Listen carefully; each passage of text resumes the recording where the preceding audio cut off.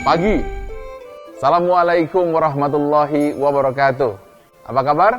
Sehat? Bagus. Saya ingin tanya kepada Anda secara pribadi. Pernahkah Anda memiliki sebuah visi, tujuan, tetapi Anda tidak berhasil mencapainya? Atau mungkin Anda bekerja di sebuah organisasi yang memiliki sebuah visi, tapi rasanya jauh dari harapan. Mengapa hal itu terjadi? Nah, izinkan saya untuk menyampaikan 4 hal, 4 tips yang harus kita perhatikan supaya bisa menjadi kenyataan. Yang pertama, noble purpose, yaitu sebuah visi harus mulia, harus luhur, dan harus agung agar masuk ke dalam hati. Yang kedua, harus clear, harus jelas kemana akan menuju, seperti menulis alamat. Yang ketiga, harus stretch the goal. Ibarat karet, harus terus ditarik, supaya dia terus berkembang hingga jauh ke depan. Ini yang keempat, yang paling istimewa. Harus inspiring, memberi inspirasi.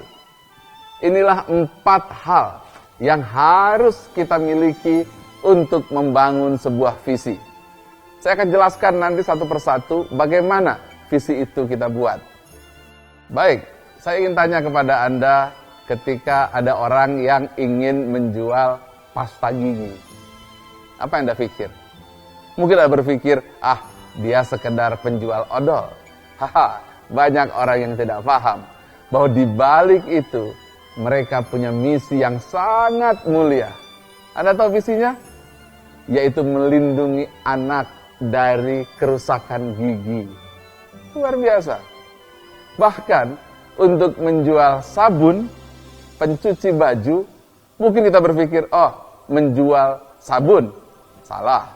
Mereka berpikir memberi kebebasan anak untuk bermain. Luar biasa. Sangat mulia sekali.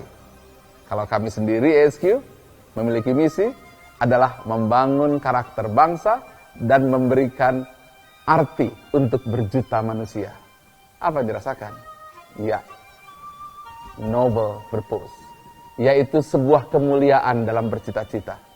Inilah kunci pertama dan utama agar kita mau mengerahkan segenap potensi kita, mengerahkan segenap kekuatan kita untuk mencapai tujuan. Yang kedua, tidak cukup hanya memiliki tujuan yang mulia. Yang kedua adalah harus clear, jelas. Ukur berapa jumlah anak di Indonesia yang perlu odol. Yang kedua, berapa warung yang ada di Indonesia. Kemudian hitung berapa banyak odol dan sabun yang diperlukan. Setelah itu, sebarkan ke setiap titik. Lakukan selama 2 tahun. Apa artinya? Ya, mulia dan jelas. Inilah kuncinya. If you want to pick the flower, don't pick the flower, but the branches. Kalau kita ingin memetik bunga, bukan petik bunganya, tapi pegang cabangnya. Yang ketiga, hati-hati hal ini. Saya dulu punya cita-cita sederhana sekali, yaitu yang penting saya punya kantor sendiri, cukuplah sebuah ruko. 2 tahun tercapai ruko itu. Akhirnya saya merasa, sudah tercapai. Padahal usia masih sangat muda. Saya tingkatkanlah, jangan 1 ruko, 4 ruko. Masya Allah, ternyata 4 ruko tercapai. Saya merasa sudah tua sekali rasanya, karena sudah mencapai cita-cita. Saya harus stretch the goal. Saya harus keluar dari batas limit pikiran saya yang membatasi. Dengan segala kerendahan hati, saya coba punya cita-cita yang lebih tinggi lagi, yaitu Menara 165, 25 lantai, dengan masjid tertinggi di dunia. Rasanya hampir kurus memikirkan itu. Tapi alhamdulillah, dalam 5 tahun tercapai. Apa artinya? Yang paling bermasalah kalau cita-cita kita terlalu kecil. Yang kedua, cita-cita yang sudah tercapai tapi tidak dirubah.